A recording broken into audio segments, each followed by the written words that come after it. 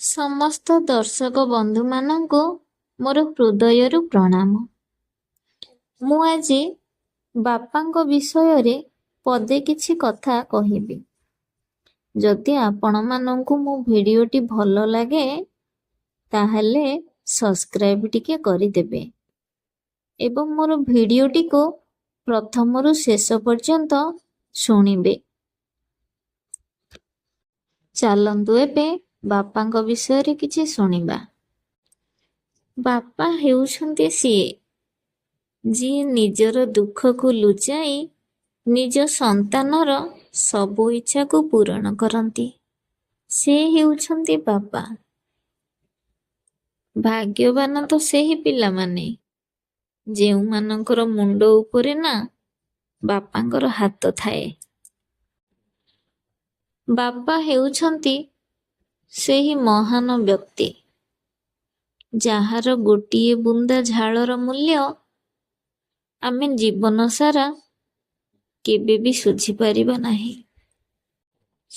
ଜାଣିଛନ୍ତି ନା, ଜଣେ ବାପା ନିଜ ପରିବାରକୁ ଖୁସିରେ ରଖିବା ପାଇଁ ଭଲ ମନ୍ଦ ଖାଇବାକୁ ଭୁଲି ଯାଇଥାଏ ଏବଂ ଦିନ ସାରା ଖଟି ଚାଲିଥାଏ।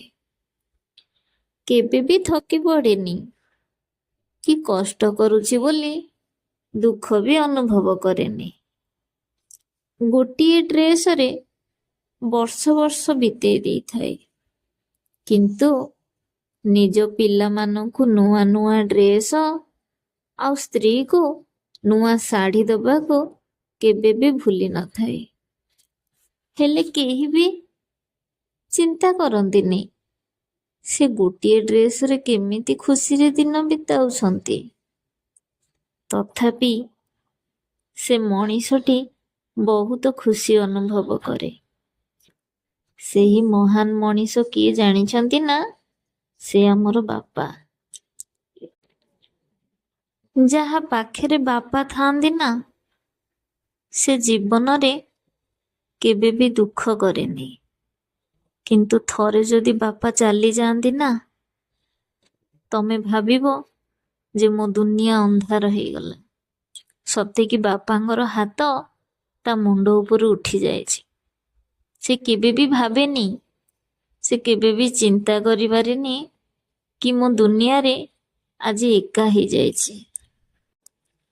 ଯେତେବେଳେ ବାପା ପାଖରେ ଥାଆନ୍ତି ନା, ସେତେବେଳେ ସେମାନଙ୍କର ମୂଲ୍ୟ ବୁଝିପାରନ୍ତିନି। ଆଉ ଯେତେବେଳେ ବାପା ଚାଲିଯାଆନ୍ତି ନା, ସେତେବେଳେ ସେ ମୂଲ୍ୟ ଠିକ୍ ବୁଝିପାରେ ଯେ ବାପା କେତେ କଷ୍ଟ ସହି ଆମକୁ ବଡ଼ କରିଛନ୍ତି, କେତେ ଦୁଃଖ ସହି ଆମକୁ ବଡ଼ କରିଛନ୍ତି। ସେହି ମହାନ ବ୍ୟକ୍ତି ହେଉଛନ୍ତି ଆମ ବାପା। ମା ଯେମିତି ଆମର ପ୍ରଥମ ଗୁରୁ, ଆମକୁ କଥା କହିବା ଶିଖାଇଛନ୍ତି, ସେମିତି ବାପା ଆମର ହେଉଛନ୍ତି ଦ୍ୱିତୀୟ ଗୁରୁ, ଯିଏ ଆମକୁ ହାତ ଧରି ବାଟ ଚାଲିବା ଶିଖେଇଛନ୍ତି। ଯଦି ବାପାଙ୍କୁ ହୃଦୟରୁ ଟିକେ ଭଲ ପାଉଥିବେ ଆଉ ଭକ୍ତି କରୁଥିବେ ନା, ତାହେଲେ ମୋ ଭିଡ଼ିଓଟିକୁ ଗୋଟେ ଲାଇକ୍ ଆଉ କମେଣ୍ଟ ଟିକେ କରିଦେବେ। ରହିଲି ଦର୍ଶକ ବନ୍ଧୁ। ଜୟ ଶ୍ରୀ ରାଧେ କୃଷ୍ଣ।